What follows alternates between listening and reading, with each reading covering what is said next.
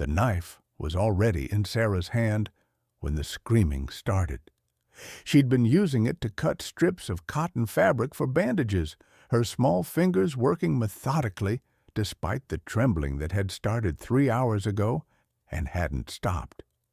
The blade was 7 inches long, dulled from years of kitchen work, its wooden handle stained dark from blood and lye soap and the sweat of countless hands. In exactly 11 minutes, this ordinary kitchen knife would become the instrument that saved Margaret Whitmore's life, though not in any way that an 8-year-old slave child could have anticipated when she picked it up that morning.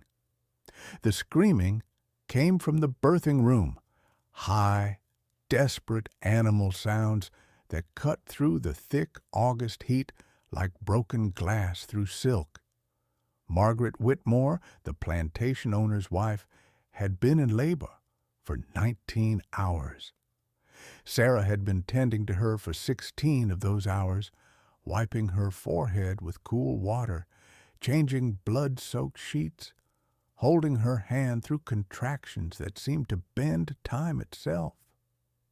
The midwife, an elderly slave woman named Esther, had sent Sarah to prepare more bandages 3 minutes ago.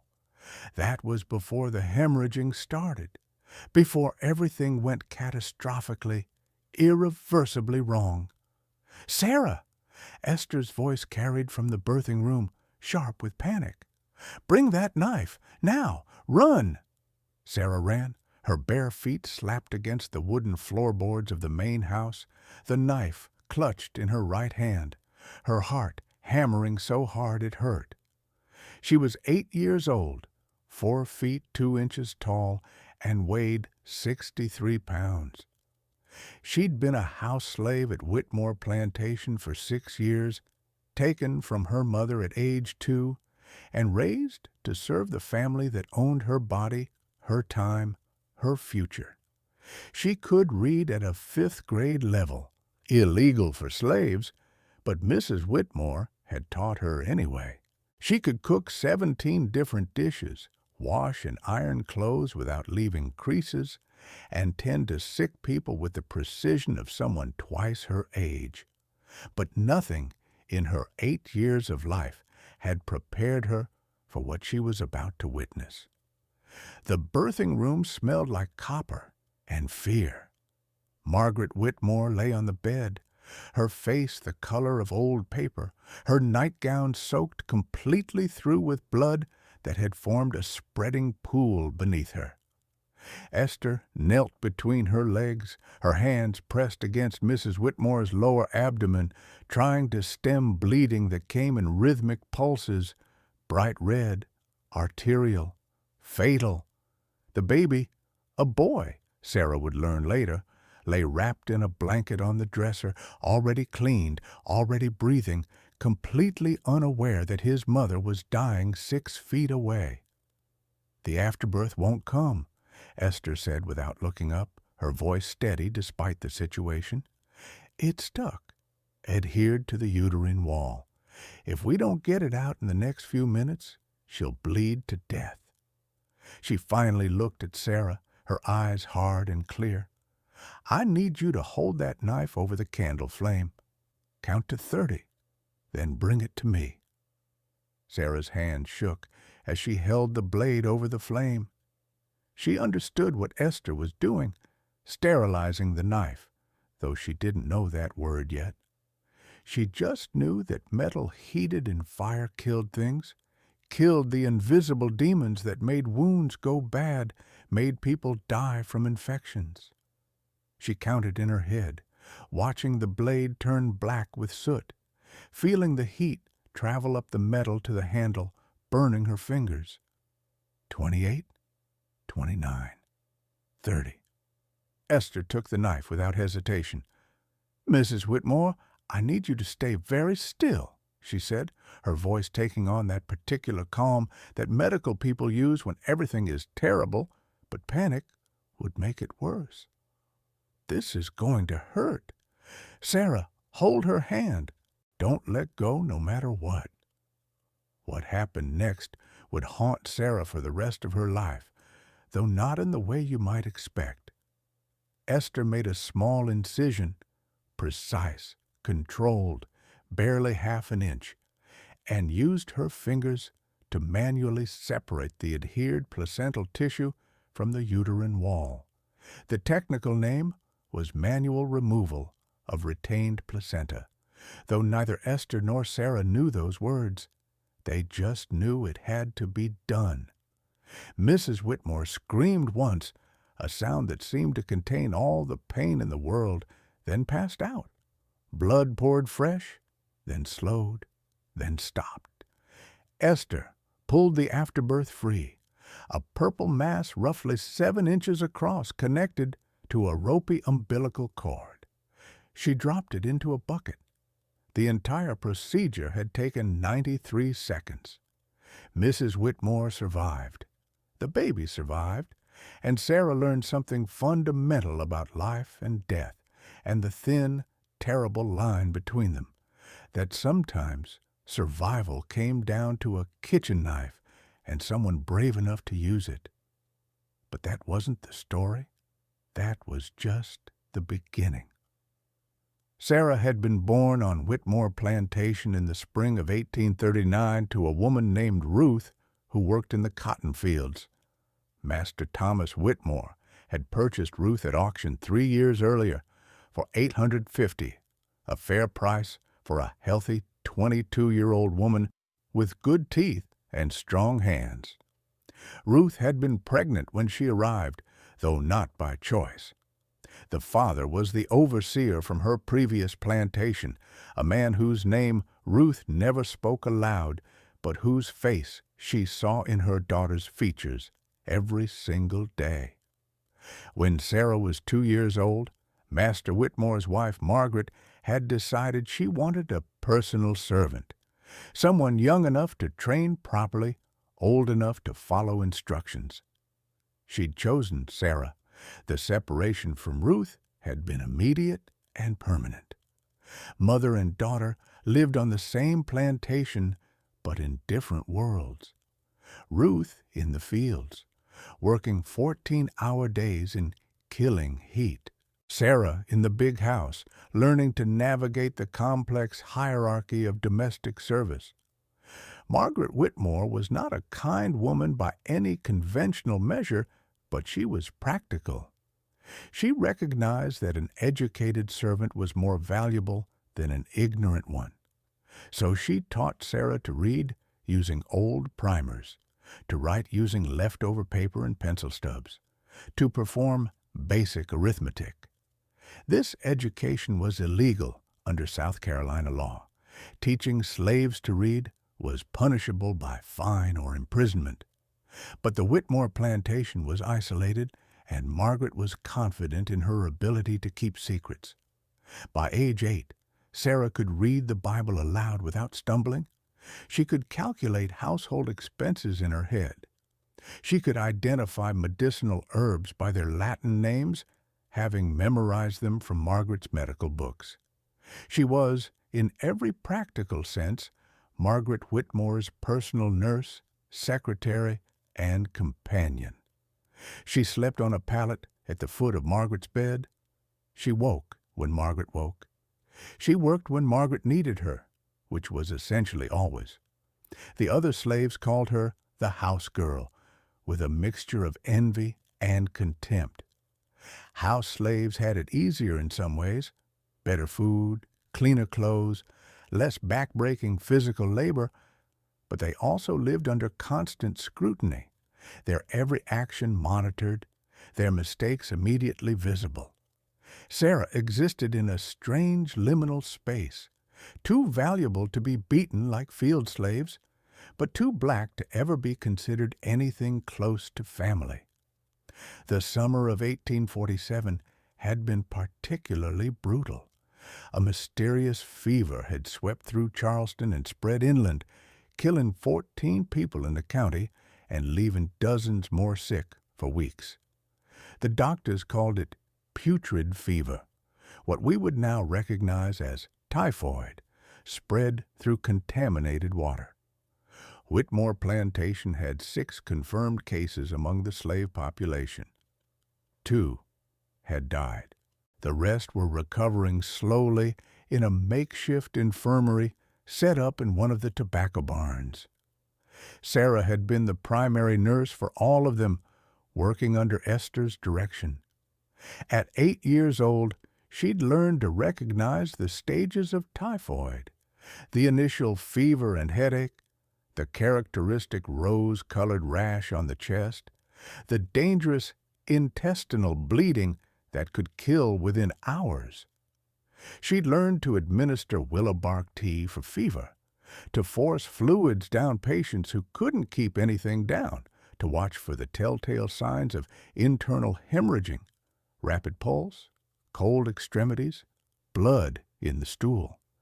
She'd also learned that being useful made you valuable, and being valuable was the only protection a slave had.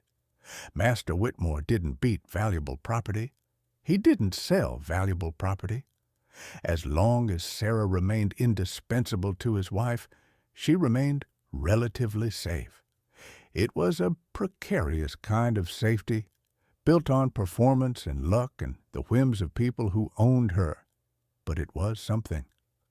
The day Margaret Whitmore went into labor, Sarah had been awake for 31 hours straight, having spent the previous night tending to a field slave named Jacob who was in the final stages of typhoid. He died at dawn. Sarah had washed his body, wrapped it in a sheet, and helped carry it to the burial ground behind the quarters. She'd been on her way to the kitchen for breakfast when Margaret's contractions started. Labor had begun normally enough. Margaret was 34 years old. This was her 4th pregnancy, and she'd delivered 3 healthy children previously. Esther had predicted an easy birth, 6 hours maximum, but the baby was positioned wrong, turned slightly to the side, and every contraction pushed without result. Hours passed. Margaret's strength faded. The baby's heartbeat, which Esther monitored by pressing her ear to Margaret's swollen belly, began to slow. At hour 16, Esther made the decision to manually turn the baby, a procedure called external cephalic version, though again, she didn't know those words. She just knew that sometimes you could push and guide and convince a baby to change position if you knew where to apply pressure. It worked. The baby turned. The final stage of labor progressed quickly. But something had torn during the delivery. The afterbirth wouldn't release, and Margaret Whitmore was bleeding to death. That's when Esther called for the knife. That's when Sarah ran with a kitchen blade and a racing heart. That's when everything changed. Margaret Whitmore opened her eyes 4 hours after the birth. Sarah was sitting beside the bed, having not moved since Esther had finished stitching the small incision and declared Mrs. Whitmore out of immediate danger. The baby, already named Thomas after his father, lay sleeping in a bassinet near the window. The room smelled of blood and sweat and the particular metallic odor of fear that had finally begun to dissipate. "Sarah?" Margaret's voice was barely a whisper. "I'm here, ma'am." "The baby?" "He's perfect, ma'am. 10 fingers, 10 toes, strong lungs." Margaret tried to smile, managed something that looked more like a grimace. "You saved my life." Sarah didn't know what to say to that. She hadn't saved anything. She'd just held a knife and counted to 30. Esther had done the actual saving, but she understood that sometimes people needed to believe certain narratives about who had helped them and how. So she just nodded. "I won't forget this," Margaret said, her hand reaching out to squeeze Sarah's. Her grip was weak but sincere. "I promise you, I won't forget." It was the kind of promise white people made to black people all the time. Vague, emotional, ultimately meaningless. But Sarah held on to it anyway because at 8 years old, promises were sometimes all you had. 3 days later, the fever came to the big house. It started with Master Whitmore's oldest daughter, Catherine, age 12, healthy, robust. She developed a headache at breakfast. By lunch, she was burning up. By dinner, the characteristic rash had appeared on her chest. Typhoid. Despite all of Sarah's precautions, despite the careful hand-washing and the boiled water and the isolation of 6 slaves, the disease had made its way into the main house. Within 24 hours, all 3 of the Whitmore children were sick. Catherine, age 12, James, age 10, and little Elizabeth, age 6. The baby, Thomas, remained unaffected, still nursing from a wet nurse who showed no symptoms. But the other 3 were critically ill, their fevers spiking above 104 degrees, their bodies convulsing with chills despite the August heat. Margaret Whitmore, still weak from childbirth, could barely stand. But she insisted on staying in the children's sick room anyway, her face gray with exhaustion and fear. Master Whitmore paced the halls, helpless and furious, the way men often became when their money and status couldn't fix what was broken. The regular doctor had been summoned but hadn't arrived yet. His practice was 40 miles away, and roads were slow. Sarah and Esther became the primary caregivers for all 3 children. They worked in shifts, around the clock, administering fluids and fever-reducing teas, changing sweat-soaked sheets, monitoring vital signs. Sarah had learned to count pulse rates by placing her small fingers on patients' wrists and counting beats for 30 seconds, then multiplying by 2. She knew that Catherine's pulse was running 124 beats per minute, dangerously high. She knew that James was starting to show signs of intestinal bleeding. His stool had turned black, which meant blood was digesting in his intestines. She knew that Elizabeth, the youngest and weakest, had maybe 24 hours before the fever killed her. On the 4th day of the children's illness, the doctor finally arrived. His name was Jonathan Mercer, and he was 57 years old with 29 years of practice. He examined the children, confirmed the typhoid diagnosis, and delivered his prognosis with the bluntness of someone who'd seen too much death to soften it. The oldest might survive. The boy probably won't. The little girl definitely won't. I'm sorry, but that's the reality of this disease. We can make them comfortable, but medicine has its limits. Margaret Whitmore began to cry. Master Whitmore's face turned red, then purple. You're telling me I'm going to lose 2 of my children? Possibly 3. Typhoid doesn't discriminate, Mr. Whitmore. I've seen it kill strong men and spare frail women. There's no predicting it. That's when Sarah spoke up. What about ice? Everyone turned to look at her, an 8-year-old slave child, suggesting a medical intervention to a doctor with nearly 3 decades of experience. The presumption was staggering. Dr. Mercer's eyebrows rose. What about ice? I read. Sarah stopped, realizing she'd just admitted to literacy, which was illegal, but the words were already out. I read in one of Mrs. Whitmore's medical books that ice baths can bring down dangerous fevers. There's an ice house 3 miles from here at the Thornton plantation. They cut ice from their pond in winter and store it in sawdust. If we could get some, if we could cool the children's bodies, maybe. That's an outdated practice, Dr. Mercer interrupted. Ice therapy is considered dangerous. It can send a patient into shock. But what if the fever is already killing them? Sarah pressed. What if shock is better than burning to death from the inside? Margaret Whitmore stood up, wavering slightly. Get the ice. Master Whitmore stared at his wife. "You're going to listen to an illiterate slave child over a trained physician?" "She's not illiterate," Margaret said quietly, "and yes, I am. Because that illiterate slave child saved my life 4 days ago with a kitchen knife and more courage than anyone else in this house has shown. So yes, Thomas, get the damn ice." The ice arrived in 2 large blocks, each weighing approximately 40 pounds, packed in sawdust and wrapped in burlap. Sarah had never seen ice in her life. In August in South Carolina, it was essentially a miracle substance. It was cold to the touch, so cold it burned.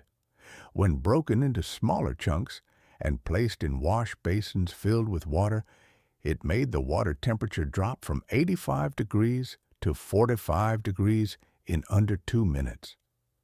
Esther was skeptical. This could kill them faster than the fever. "They're already dying," Sarah said, with the blunt clarity of someone too young to cushion hard truths. "What do we have to lose?" They started with Elizabeth, the sickest. They removed her nightgown and placed her in a hip bath filled with ice water. Her fever was 105.3 degrees, high enough to cause permanent brain damage, high enough to kill.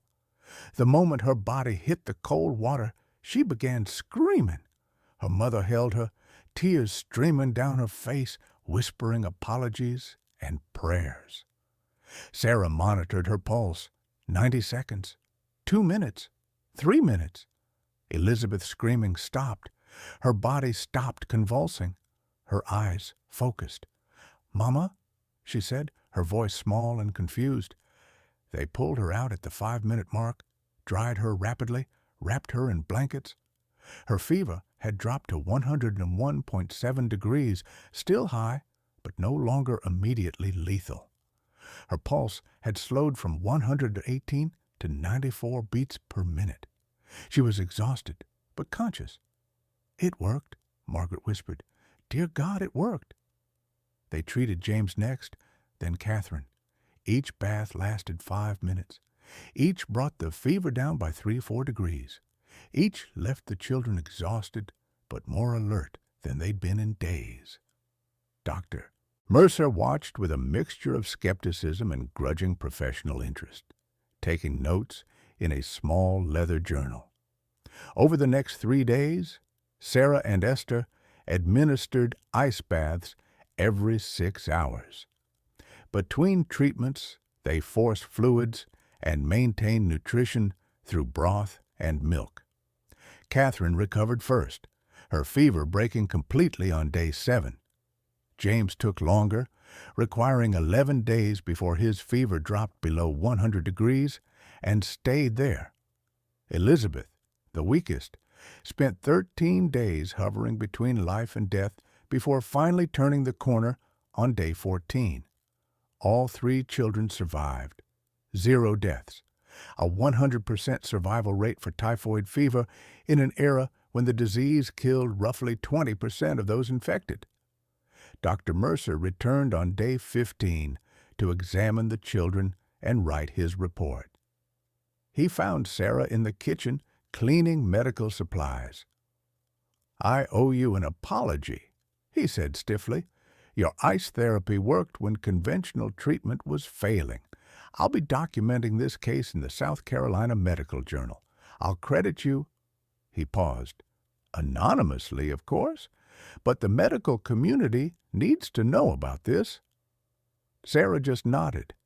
Anonymous credit was better than no credit. Besides, she hadn't done it for recognition. She'd done it because children were dying and she knew how to help them.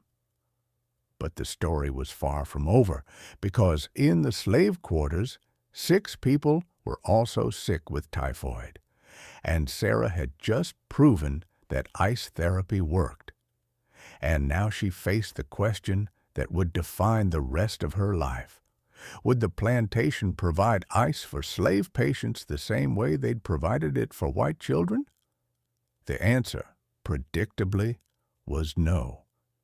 Master Whitmore refused to pay for more ice. "It's too expensive for slaves," he said. "The children are family.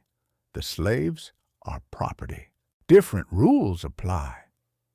Sarah stood in the parlor where she'd been summoned to hear this decision, her small body rigid with rage she couldn't express, her hands clenched so tight her nails drew blood from her palms. "They'll die," she said quietly. "Some will," Master Whitmore agreed. "That's unfortunate, but economic reality takes precedence over sentiment." That night, Sarah made a decision. She would steal the ice. The ice house at Thornton Plantation was 3 miles away through forest and farmland. Sarah had been there once when she'd accompanied Esther to deliver herbs. She knew where it was located, knew it was guarded only by a single lock that was old and rusty. She knew the Thorntons had at least 8 blocks of ice remaining. She'd heard the delivery man discussing inventory with Master Whitmore. She also knew that stealing from white people as a slave was punishable by whipping, or worse. That getting caught could mean being sold south, separated from her mother forever, sent to a sugar plantation where the life expectancy for field slaves was 7 years. But 6 people were dying, and she knew how to save them. So at midnight, when the plantation was sleeping, 8-year-old Sarah picked up that same kitchen knife she'd used to save Margaret Whitmore's life, wrapped it in cloth, and slipped out of the big house into the Carolina darkness. The knife wasn't for the lock. It was for protection, and that distinction would matter more than anyone could have predicted when the night went terribly, irreversibly wrong. The forest was darker than Sarah had ever experienced, the kind of darkness that felt alive and malicious. The moon was a thin crescent, providing almost no light, and clouds obscured even that minimal illumination. Sarah walked with the knife held in front of her, more talisman than weapon, counting her steps to maintain direction. She'd walked this path once in daylight, memorizing landmarks. The lightning-struck oak at the quarter-mile mark, the creek crossing at 1 mile, the tobacco barn at 2 miles. In darkness, she navigated by memory and prayer. The knife bumped against her leg with each step, a rhythmic reminder of what she was about to do. Steal from white people, for slaves. The mathematics of punishment were simple and brutal. If caught, she'd receive at minimum 20 lashes. More likely, she'd be sold south, separated from her mother forever, sent to a cotton or sugar plantation where the average life expectancy for field slaves was 7 years. But 6 people were dying in the quarters, their fevers climbing toward 106 degrees, their bodies consuming themselves from the inside, and Sarah had proven she could save them if she had ice. The creek crossing came sooner than expected. Sarah slipped on wet rocks, plunged knee-deep into cold water that made her gasp. The current wasn't strong, maybe 3 feet wide, 6 inches deep, but the cold shocked her system. She scrambled up the opposite bank, her dress clinging wet to her legs, her bare feet squelching in mud. The knife was still in her hand. She kept walking. At 2 miles, she found the Thornton tobacco barn, its bulk darker than the surrounding darkness. Beyond it, maybe 300 yards, stood the ice house, a small stone building partially buried in the earth, its door facing east. Sarah had been counting steps since the creek. 412 more should bring her to the door. She counted. 411. 412. Her outstretched hand touched cold stone. The lock was exactly where she remembered, an old iron padlock, securing a metal latch. Sarah ran her fingers over it, feeling rust and age. She hadn't brought tools because she didn't have access to tools. She'd brought the knife because it was the only implement she owned, and because some desperate part of her brain had reasoned that a knife could pry things open if applied correctly. She was wrong. The blade couldn't fit into the space between lock and latch. The metal was too tight, the gap too narrow. Sarah tried for 5 minutes, her fingers growing numb, her panic rising. She'd walked 3 miles in darkness, risked everything, and she couldn't even get through a door. 6 people were dying, and she couldn't save them because of a lock that probably cost $3. That's when she heard the footsteps. Heavy, male, 2 sets, coming from the direction of the main Thornton house, which stood another 100 yards east. Sarah froze, her heart hammering so hard it hurt. The footsteps grew louder, closer, then voices. "Told you I heard something by the ice house." Probably just a raccoon or possum. Animals get drawn to the cold. No animal walks that loud. Come on. Sarah ran. She didn't think, didn't plan, just turned and sprinted back toward the tree line, her bare feet pounding earth, her breath coming in panic gasps. Behind her, shouting. Then gunfire, a single shot that cracked through the night like the world breaking. The bullet hit a tree 3 feet to her left, sending bark exploding. She ran harder, her lungs burning, her legs pumping. More shouting, more footsteps, now running, giving chase. Sarah crashed through underbrush, branches whipping her face and arms, thorns catching her dress and ripping it. She'd lost all sense of direction. The creek was somewhere ahead or behind or to the side. She just ran, blind and terrified, clutching the knife like it might save her from bullets and men and the consequences of trying to save people who weren't supposed to be saved. She didn't see the route. Her foot caught, her body pitched forward, and she went down hard. Her head struck something, a rock, a fallen branch, and the world exploded into white light and then darkness. The last thing she heard before unconsciousness took her was the footsteps getting closer. The last thing she felt was the knife still clutched in her hand.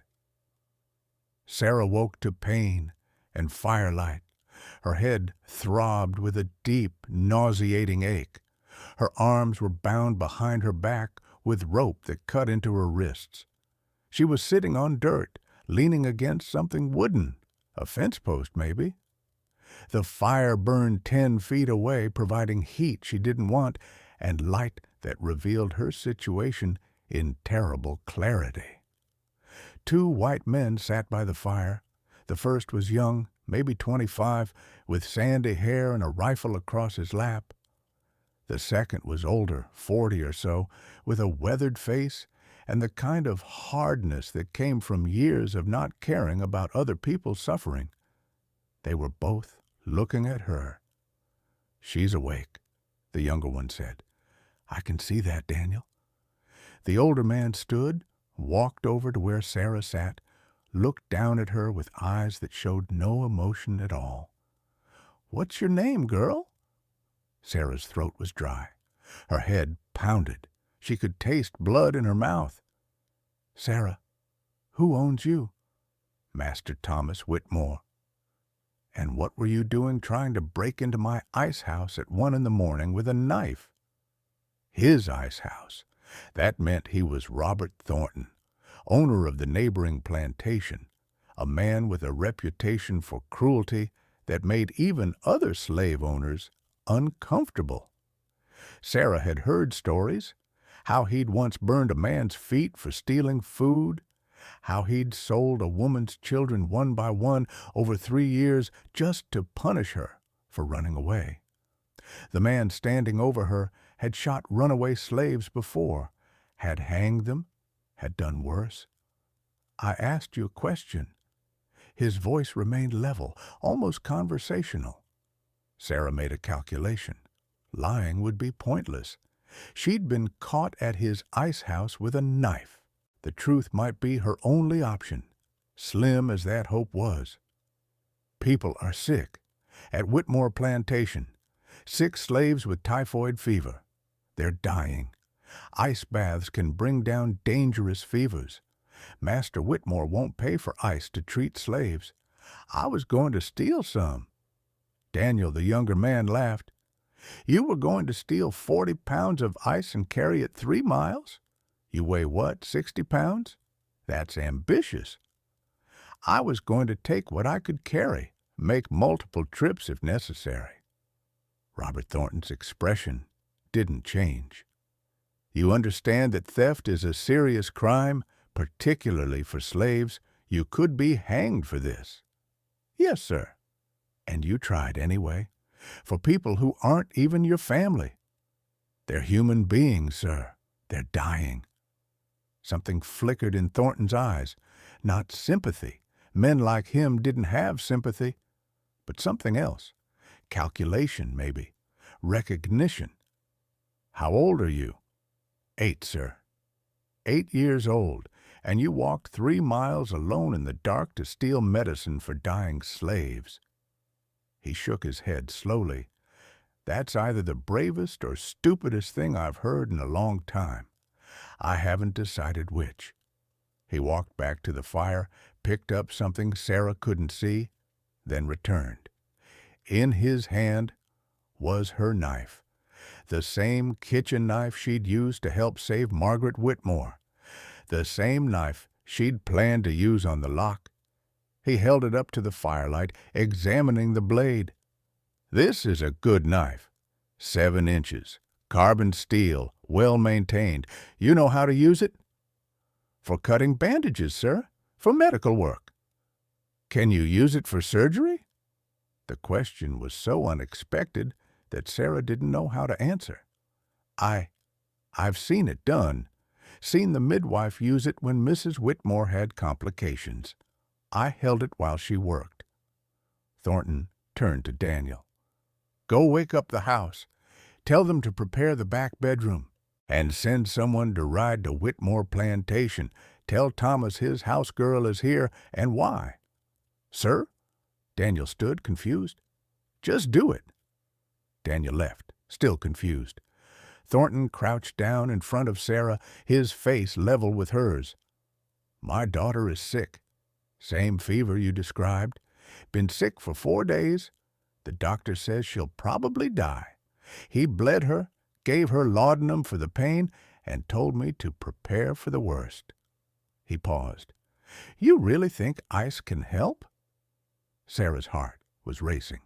This was either an opportunity or a trap, and she couldn't tell which. It worked for the Whitmore children. All 3 survived. But I'd need help. I'm 8 years old. I can't do it alone. You'll have help. If this works, if my daughter survives, I'll forget about the attempted theft. I'll send ice to Whitmore Plantation for your 6 slaves. Enough for all of them. He stood up. But if she dies, I'll assume you killed her with this experimental treatment, and I'll have you hanged. Do you understand? Sarah understood. She understood she'd just traded one death sentence for another. She understood that Thornton wasn't offering mercy. He was offering a gamble where she bet her life against his daughter's. And she understood she didn't have any choice. Yes, sir, I understand. Good. He cut the ropes binding her wrists. Come with me. Thornton's daughter was named Rebecca. She was 11 years old with auburn hair that had been carefully braided but now hung limp and tangled with sweat. Her fever was 105.8 degrees. Sarah checked by placing the back of her hand on Rebecca's forehead and comparing it to the Whitmore children's fevers, which she'd memorized. The girl's pulse was 126 beats per minute. Her breathing was shallow and rapid. Her skin had a grayish cast that Sarah recognized from slaves who died from typhoid. Rebecca Thornton was maybe 12 hours from death. The house staff, 3 enslaved women who worked as cook, laundress, and housemaid, had been roused and given instructions. They brought hip baths, hauled water, looked at Sarah with expressions mixing hope and suspicion. An 8-year-old slave child, directing white household staff and medical care. The world had turned strange. The ice came from Thornton's ice house, 2 large blocks, probably 50 pounds each, wrapped in burlap. Sarah directed the women to chip it into smaller chunks using kitchen tools, then fill the hip bath with cold water and add the ice. The water temperature dropped rapidly, steam rising where cold met warm. "This is going to be painful for her," Sarah said to Thornton, who stood watching from the doorway. "She'll scream. She'll fight. You have to hold her in the water for 5 minutes regardless. If you pull her out early, it won't work." Thornton's jaw tightened. "Do it!" They stripped Rebecca's nightgown and lowered her into the ice water. The girl's scream was immediate and piercing, the sound of someone being tortured. Her mother, a thin woman named Catherine, who'd been crying in the corner, started forward, but Thornton caught her arm. 5 minutes, he said, no matter what. Sarah counted seconds, her hand on Rebecca's wrist, monitoring pulse. The screaming continued for 90 seconds, then stopped as the cold overwhelmed the girl's nervous system. Her pulse began to slow. 120 beats per minute, 115, 110. At the 4-minute mark, her eyes opened, focused. "Daddy?" she whispered, confused and shivering. "I'm here, sweetheart. Just a little longer." At 5 minutes, they pulled her out. Sarah directed the women to dry her quickly and wrap her in wool blankets. They took her temperature, 104.1 degrees. The fever had dropped 1.7 degrees in 5 minutes. Rebecca was conscious, talking, asking for water. Thornton stood very still, looking at his daughter, then at Sarah. "How soon can we do it again?" 6 hours. The body needs time to stabilize between treatments. Too much cold shock can be as dangerous as the fever. Over the next 48 hours, Sarah treated Rebecca Thornton with ice baths every 6 hours, monitored her vital signs, administered fluids, and watched a dying child transform back into a recovering one. By hour 36, Rebecca's fever had dropped below 100 degrees. By hour 48, it was 99.2 degrees, essentially normal. She was weak, exhausted, thin from days of not eating, but she was alive. Thornton kept his word. On the morning of the 3rd day, he personally accompanied a wagon carrying 4 blocks of ice to Whitmore Plantation.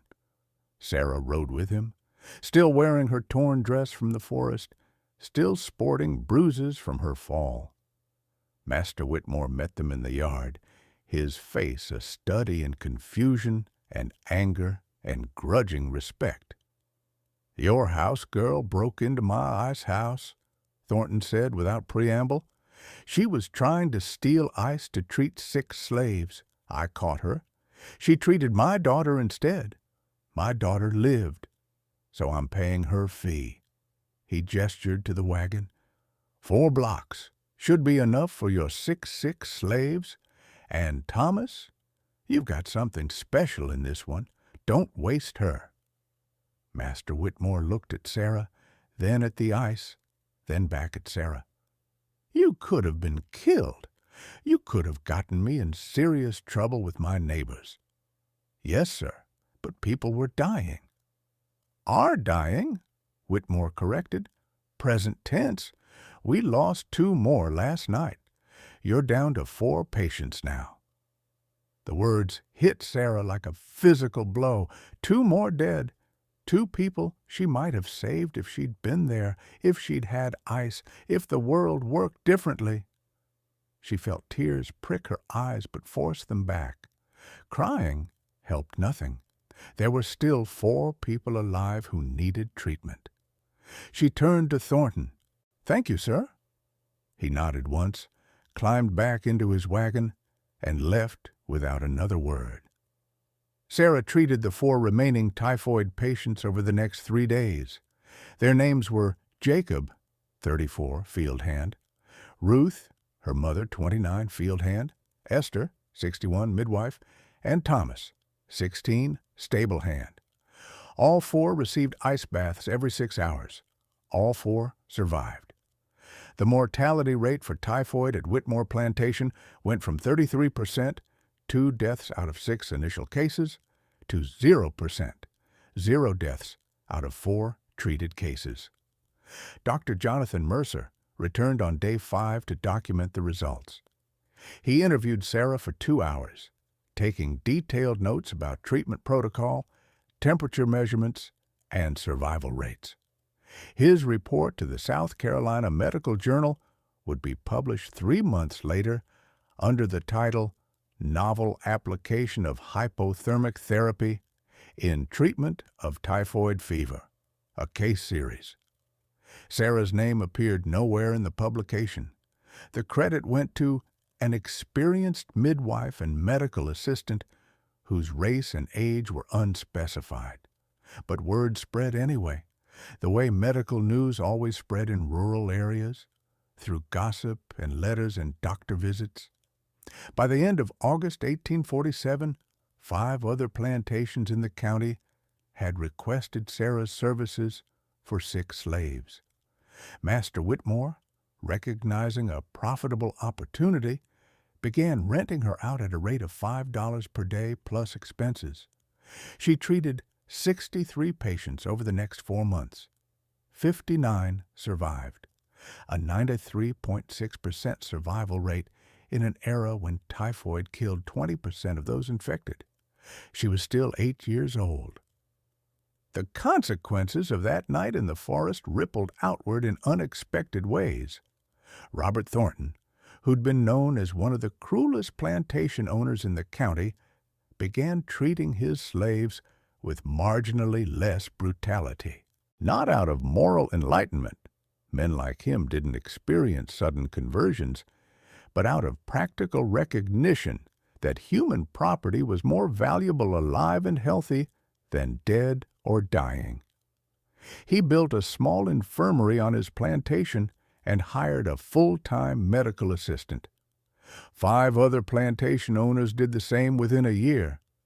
Master Thomas Whitmore never acknowledged that Sarah had saved his children's lives, never publicly credited her medical innovations, never freed her or her mother, despite private promises to never forget what she'd done.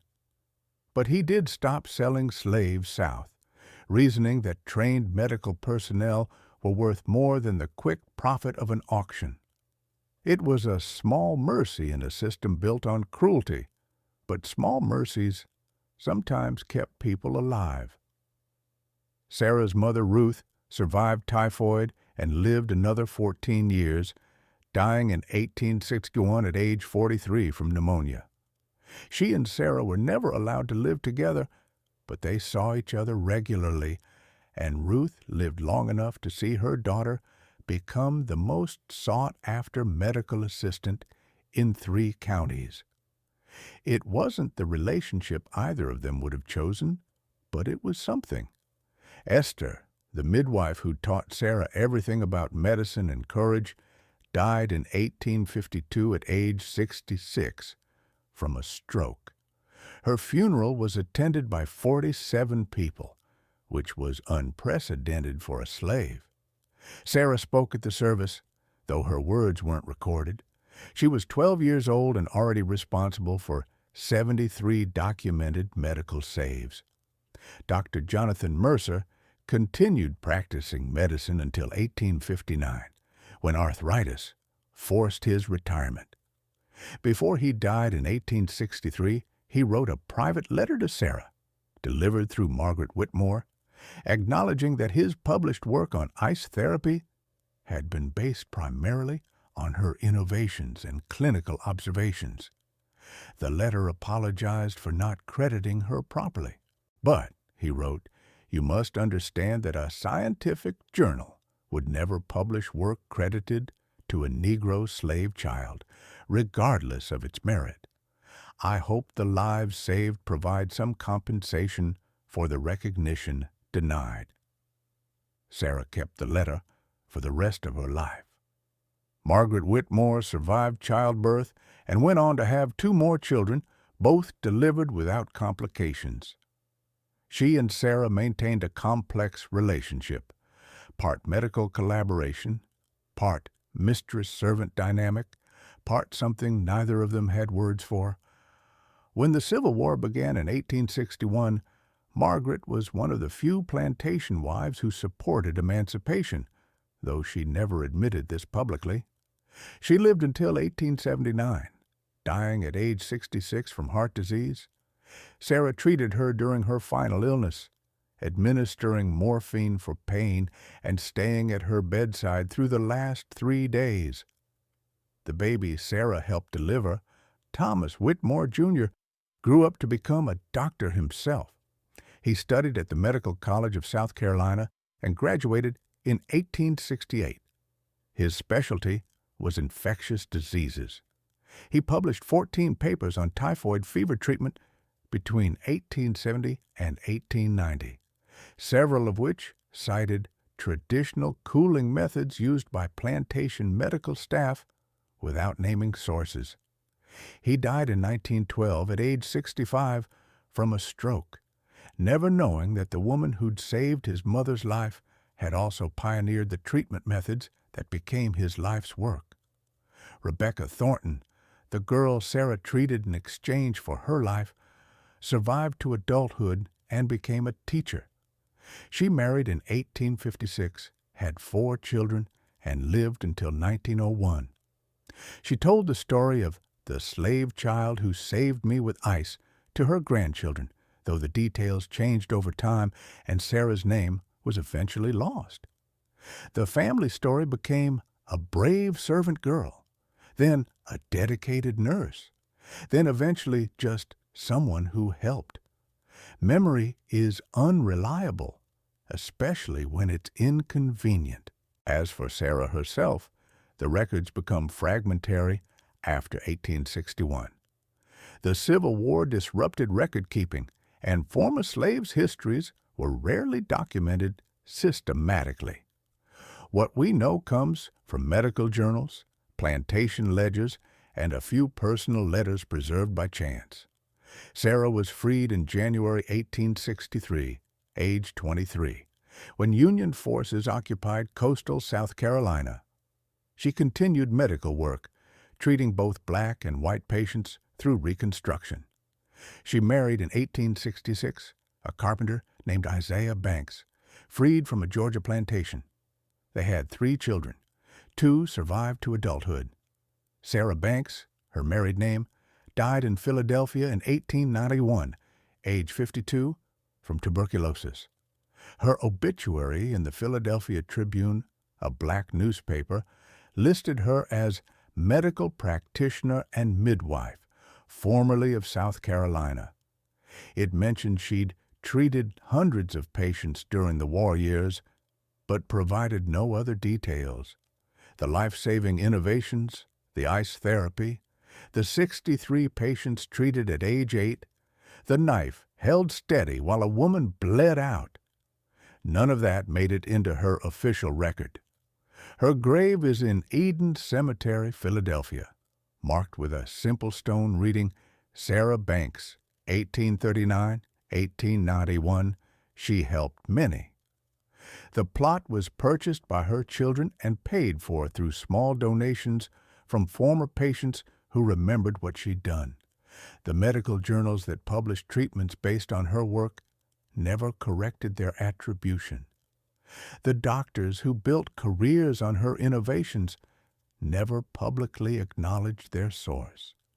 The white families whose children she saved rarely mentioned her name in their histories. But in the black community in South Carolina and later in Philadelphia, Sarah's reputation survived through oral tradition. She became the Ice Woman, the child healer, the one who wouldn't let people die.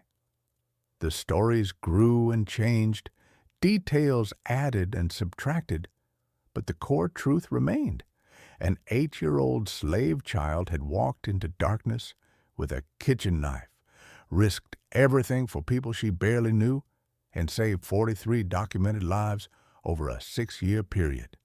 43 people, 11 white, 32 black, all alive because one child refused to accept that some lives were worth less than others. All alive because she could read medical books that she wasn't supposed to see. All alive because she stole ice from people who thought they owned both property and permission. The knife Sarah carried that night was never returned to the Whitmore kitchen. It disappeared, probably confiscated by Robert Thornton or lost in the forest during her fall. No surviving inventory lists it. No museum holds it.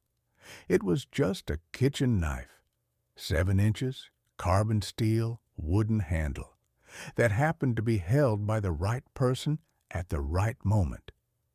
Sometimes that's all history is, the right tool in the right hands, the courage to use it despite consequences, the refusal to let death win when life is still possible. Sarah Banks knew that. She learned it at age 8 on a night when she ran through darkness toward ice and away from men with guns. She carried that knowledge through slavery, through war, through freedom, through marriage and motherhood, and 52 years of treating people who needed help. She died in Philadelphia in 1891, 52 years old, her body worn out from tuberculosis and decades of hard work. But 43 people lived because of her. 43 families stayed intact. 43 futures happened that would have ended if one child hadn't decided that theft was less sinful than letting people die. That's the legacy. Not recognition, not fame, not credit in medical journals, just life. Stubborn, persistent, hard-won life. The kind that continues even when history forgets to write it down.